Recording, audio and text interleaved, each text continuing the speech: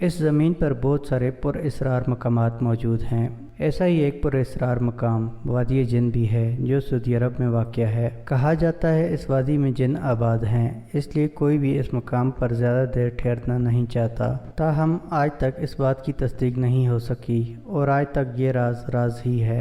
Video में आगे बढ़ने से पहले जिन दोस्तों ने हमारा चैनल सब्सक्राइब नहीं किया उनसे गुजारिश है हमारा चैनल सब्सक्राइब कर लें और साथ में लगे बेल आइकन के बटन को दबा दें ताकि हमारी आने वाली वीडियो की अपडेट आपको बर वक्त मुयसर होती रहे। यहाँ से गुजरते हुए आपकी गाड़ी का इंजन स्टार्ट हो तो खुद बहुत इसकी रफ्तार 100 किलोमीटर फी घंटा हो जाती है और आप ख्वाहिश के बावजूद भी इसकी रफ्तार को किसी सूरत कम नहीं कर सकते और इस सूरत को भी जिनों का कारनामा ही करार दिया जाता है। अगर आपकी गाड़ी का इंजन बंद भी है, आप उसे गियर से भी निकाल देते हैं, तब भी आप उसे नहीं रोक पाएंगे। उस वक्त गाड़ी के दौड़ने की रफ्तार 120 किलोमीटर फी घंटा हो जाएगी।